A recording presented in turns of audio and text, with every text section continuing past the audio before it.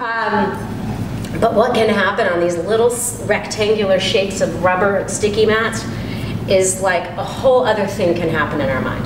As soon as we nudge up against places of challenge or we see someone next to us, we all know in our right mind, in our mature mind, this is not a competition.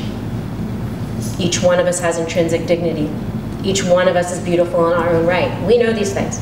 We all know that everybody's body is different. We all know everyone's capable of different things. Intellectually, we know this to be true.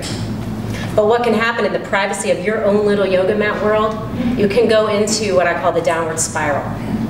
There's 3 spirals in Anusara Yoga. 2 we talk about. Inner spiral and outer spiral, expanding and contracting spiral. There's a 3rd one, it's a little known spiral. It's called the downward spiral. And it shows up in 3 primary ways. It shows up with like, I'm not worth this. I am not good enough. I should not have signed up for this class. Look at this person next to me. They can do it. I can't. I never was good at sports. My mom told me I was uncoordinated from the beginning. And oh my God, and this is just like that dance class. And you know, she sounds like my coach. I hated that coach too. I hate her. You know? It can show up as like, I am different. All these other people can do this and I can't. I knew it. I knew it all along, and yet here it is. I came to feel good about myself, and I don't. I'm different somehow. I'm too fat, I'm too thin. I see, that's the thing. It's either one. Too fat, I'm too thin. I'm too weak, I'm too strong. I'm too loose, I'm too muscular. It doesn't matter because we'll play both in some way to prove this case that we're different. And this happens all in the privacy of our own little mind, in the presence of our mature self even, it's happening. And then the other one is just like, sometimes we just get overwhelmed with fear, with anxiety, like, oh my God, she's making it look easy, but I think she said something about draw in, but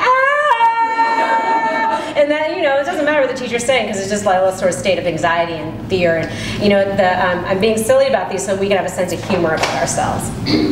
Because they don't come with a sense of humor. When they come at you inside yourself, they come with the voice of authority and truth. They come at our feeling domain. And that's why it's hard to penetrate them.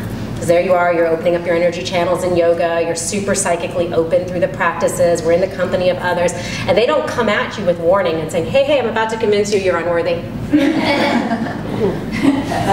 They come at us with the feeling of it. That's how they come at it, flooding with the feeling. And we have to actually that's why we learn to meditate, that's why we learn to breathe, that's why we learn to do things so that we can have some measure of distance between what we think and whether we believe it or not. And when those feelings come up, we can have some little way to nudge into that knot. And that's the downward spiral. And so it's really cool. If you can see it coming, you can intervene on it.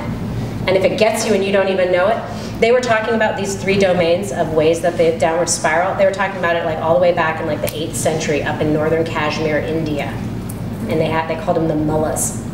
That there's ways that the human heart gets covered just because we're in the machinery of a body, just like the part of the deal. Way before internet, way before dysfunctional families, way before all of that, they said built into the machinery of the human situation is that our hearts get covered up. They called it the mullahs, like a coating or a film that covered the light of the heart.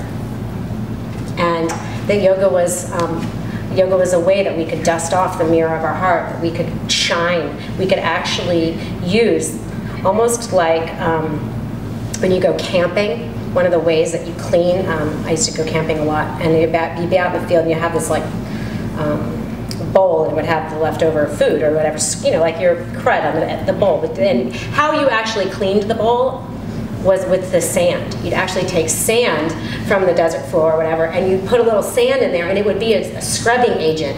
And so that's the same thing. The very dust and the dirt and the film that covers our heart is the scrubbing power for cleaning ourselves off. So when we find the downward spiral arising, it's no big deal. We don't have to be mad about it. It's like, oh my God, sand, scrubbing agent, I am being invited into a deeper inquiry. That's all. And we do it purposely. That's why we try hard things on the mat.